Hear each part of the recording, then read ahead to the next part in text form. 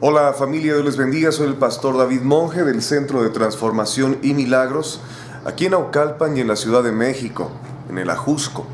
Estamos ya en la clase número 8 de este primer módulo. El módulo se llama Primeros Rudimentos, lo más básico, lo que tienes que saber de primera mano, de tus primeras clases.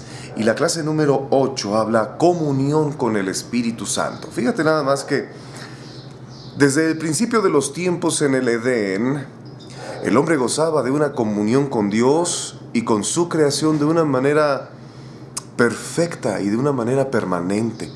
Era gloriosa esa comunión, muy especial. O sea, no había margen de error en entre la voz de Dios y el hombre. De hecho, dice la Biblia que la voz de Dios se paseaba en el Edén y era perfecto.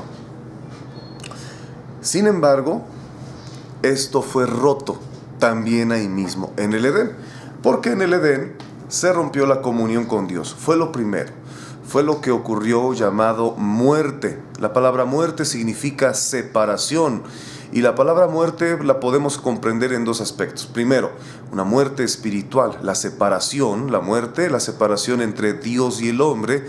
Y número dos, la muerte, la separación del espíritu del cuerpo humano, la muerte física.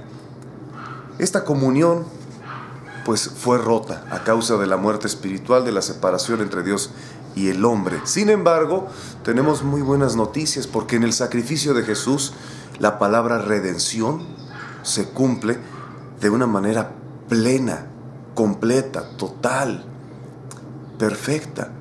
Y una de ellas es precisamente la restauración de la comunión con el Espíritu Santo, con Dios mismo. Vamos a ver cómo nosotros vamos a darnos cuenta. En Mateo capítulo 27, versos del 50 al 54. Vamos a leerlos. Te invito a que lo veas ahí en tus notas. Dice así: Mas Jesús, habiendo otra vez clamado a gran voz, entregó el Espíritu. Y he aquí, el velo del templo se rasgó en dos, de arriba a abajo, y la tierra tembló, y las rocas se partieron, y se abrieron los sepulcros, y muchos cuerpos de santos que habían dormido se levantaron. Luego dice aquí: y saliendo de los sepulcros después de la resurrección de él, vinieron a la santa ciudad, aparecieron a muchos. El centurión y los que estaban con él guardando a Jesús, visto el terremoto y las cosas que habían sido hechas, temieron en gran manera y dijeron: verdaderamente este era Hijo de Dios. Fíjense nada más, existen muchos eventos en este relato, eventos históricos, y nosotros podemos saber que esto fue real. Fue real por muchas razones, aunque no apelemos a la Biblia. Si nosotros podemos hablar con algún ateo, si nosotros hablamos con algún musulmán, pues simple y sencillamente, sin recurrir a las escrituras, nos podemos dar cuenta que estos relatos fueron ciertos. ¿Por qué razón? Número uno, porque existieron testigos. Número dos, porque existen libros históricos y libros apócrifos que confirman y que registran cada uno de estos hechos. Existieron también, ¿verdad?, algo que se llama arqueología teológica, la cual una de las piezas más emblemáticas de la resurrección de Jesucristo, pues la podemos ver, es el sepulcro, es la tumba vacía, donde existe una pequeña leyenda, una pequeña frase escrita: Él no está aquí, Él ha resucitado.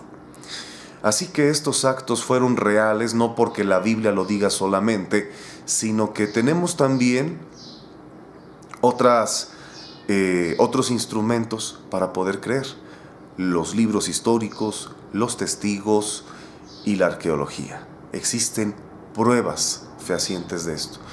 ¿Por qué doy mucho fundamento a esta? ¿Por qué damos mucho fundamento a esta escritura? Damos mucho fundamento a esta escritura porque hay un acto en todo este evento. Hay un punto en donde se menciona y puede pasar de noche, donde dice, el velo se rasgó de arriba a abajo. ¿Qué velo? ¿Cuál era ese velo? Bueno, vamos a ver.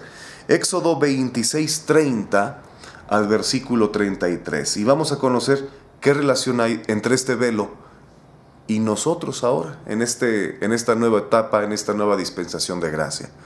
Fíjate, dice así, en tus notas dice lo siguiente: y alzarás el tabernáculo conforme al modelo que te fue mostrado en el monte, hablándole Dios a Moisés, al patriarca.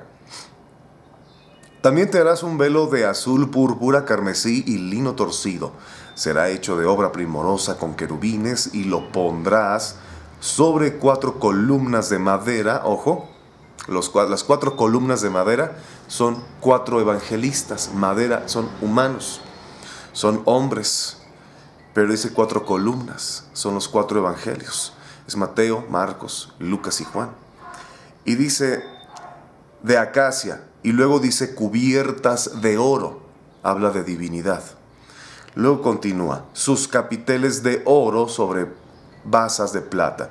Y pondrás el velo, este es el que se rasgó, debajo de los corchetes, y meterás allí del velo adentro el arca del testimonio, y aquel velo te será de separación entre el lugar santo y el lugar santísimo. Este velo que se rasgó en la resurrección, la muerte y sepultura de Jesús, es un velo que separaba 2 lugares, llamados lugar santo y lugar santísimo. El lugar santísimo es la misma presencia de Dios contenida en una tienda sobre la misma tierra. Es increíble. Fíjese usted, el lugar santísimo es el que vamos a estudiar ahorita. En Hebreos capítulo 9, es importante que leamos toda la escritura, así que le voy a pedir que leamos del versículo 13, del versículo 3 al versículo 12. Dice así, fíjese usted. Tras el segundo velo estaba la parte del tabernáculo llamada el lugar santísimo. El lugar tenía un incensario de oro y el arca del pacto cubierta de oro por todas partes, en la que estaba una urna de oro que contenía el maná,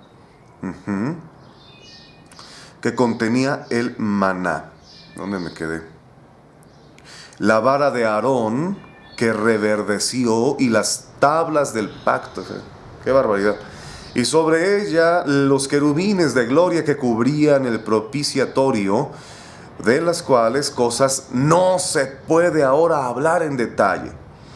Y así dispuestas estas cosas en la primera parte del tabernáculo, entran los sacerdotes continuamente para cumplir los oficios del culto.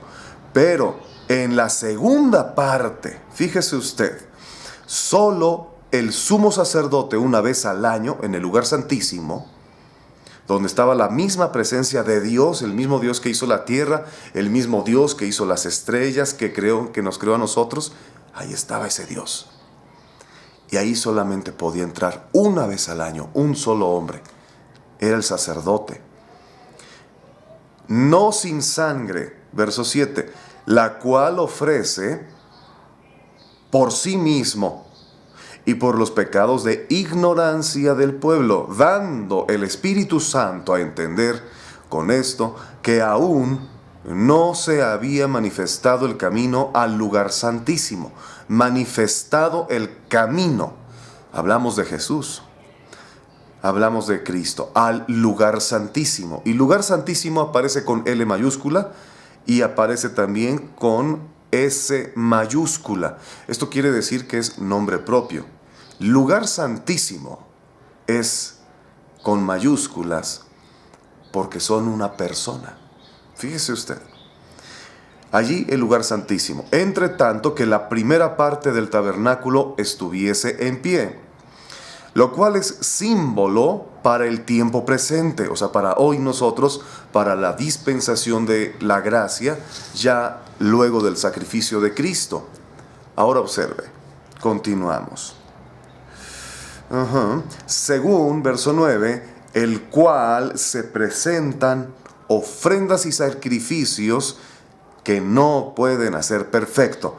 En cuanto a la conciencia al que practica ese culto, ya que consiste solo de comidas y bebidas de diversas abluciones y ordenanzas acerca de la carne, impuestas hasta el tiempo de reformar las cosas. Pero estando ya presente Cristo, sumo sacerdote, o sea, sacerdote de sacerdotes. El pueblo necesitaba un sacerdote. ¿Qué significa la palabra sacerdote? El que sacrifica. Ese es el significado. Pero tiene también una connotación bíblica, que significa sacerdote, uno que está enfrente de para representar a alguien. Es un sacerdote, un intercesor. Ahora, pero estando ya presente Cristo, sumo sacerdote de los bienes venideros, por el más amplio y más perfecto tabernáculo, no hecho de manos, es decir, no de esta creación, no de esta dimensión. ¡Ey, qué padre! Y no por sangre de machos cabríos ni de becerros, sino por su propia sangre. Entró una vez para siempre en el lugar santísimo, habiendo obtenido eterna redención. Cristo es este sacerdote, en el cual pues ya no está entrando el sacerdote humano presentando la sangre de machos cabríos. Ahora es Cristo presentando su propia sangre para redención eterna. Bien, todo esto era en el lugar santísimo, y en el lugar santísimo habitaba la presencia de Dios. Pero al morir, ¿verdad? Jesús, su Espíritu Santo puede venir a la tierra y estar presente en todo lugar. ¿A qué se debía? Jesús muere y entonces es el Espíritu Santo el que entra en acción. Entra a escena ahora a la tierra. ¿Por qué? Fíjese usted, vamos a leer Lucas capítulo 24 del 36 al 39. En sus notas está. Dice así. Un segundo.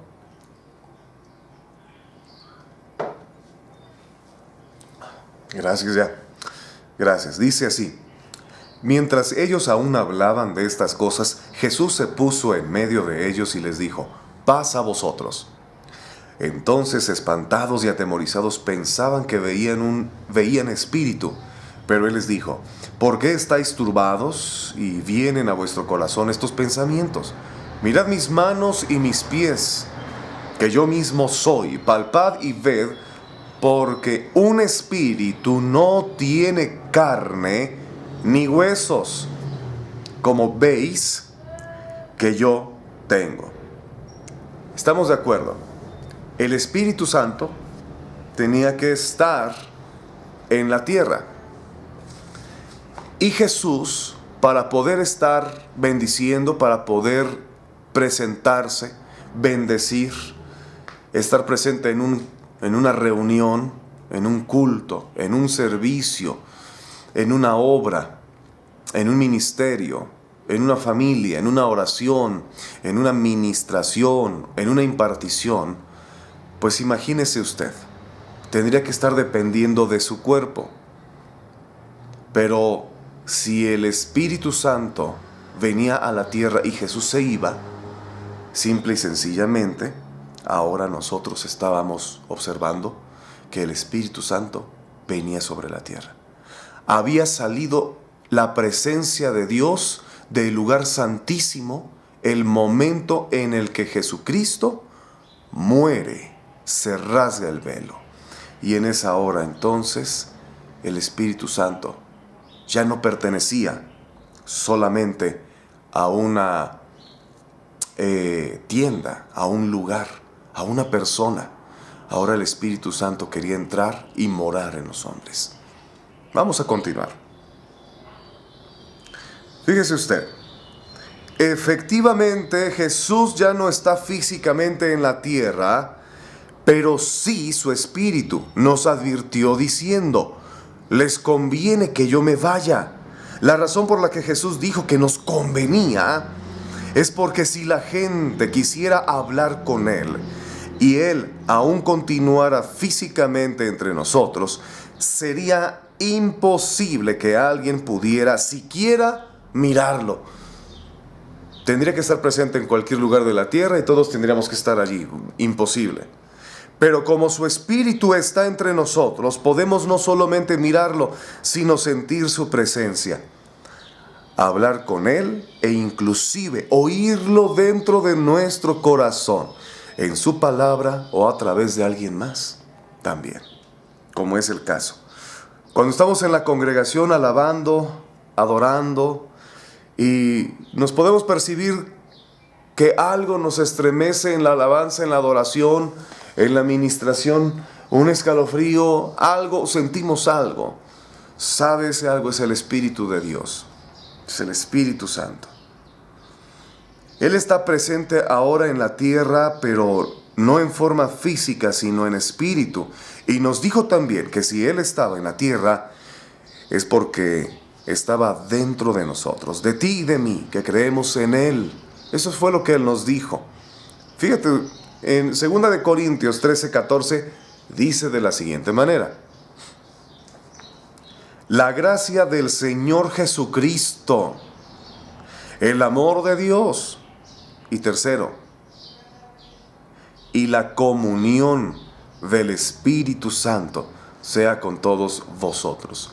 Entonces tiene que haber una común unión, algo que nos una, algo que tengamos en común, algo en lo que podamos intercambiar. Nosotros hablamos, Él nos oye y después Él nos responde.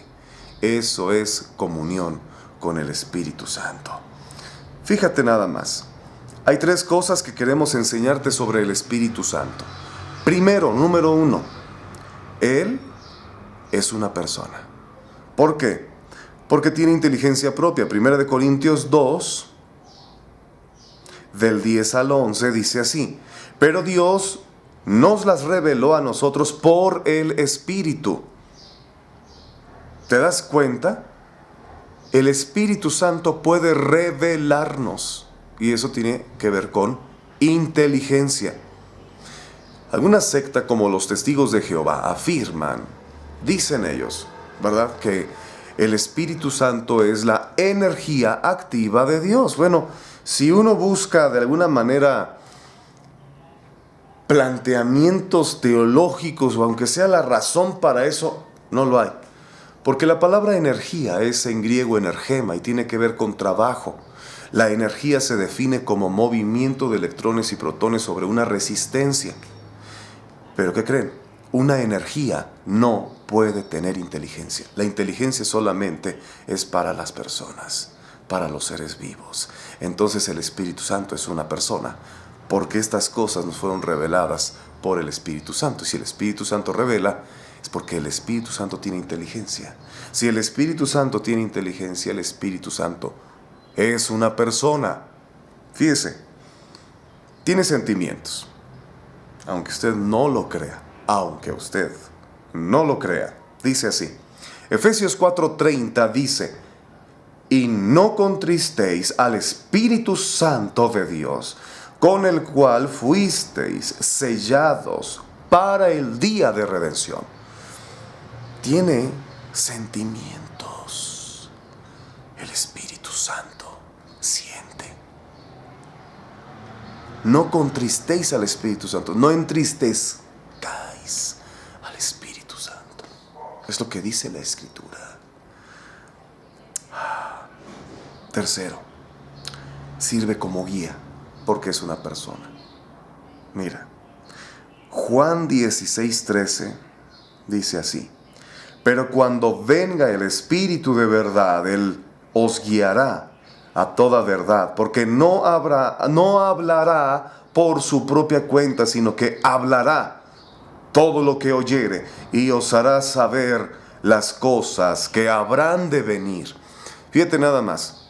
El Espíritu Santo, número 1, viene. Número 2, nos guía. Número 3, nos hará saber. Número 4, nos hablará, nos explicará. Eso no lo puede hacer una energía. Eso lo hace una persona. El Espíritu Santo es una persona. Así que, amigo, tú que eres testigo de Jehová, no has leído la Biblia. Has leído la traducción de Carlos T. Russell nada más. Tienes que leer la Biblia en griego, tienes que leer la Biblia en el griego antiguo, tienes que leer la Biblia diferentes traducciones, tienes que leer la Biblia diferentes revisiones, tienes que leer la Biblia con diferentes versiones aparte, y entonces vas a poder decir que la Biblia sí la estás viendo. Pero cuando tú nada más te enfocas en la versión de Carlos T. Russell, estás leyendo la traducción de un hombre. Pero bíblicamente la Biblia dice, la Biblia explica que el Espíritu Santo es una persona. Punto número 2. El Espíritu Santo no solamente es una persona. El Espíritu Santo es Dios. Fíjese usted, puede hacer milagros. Hechos 8:39.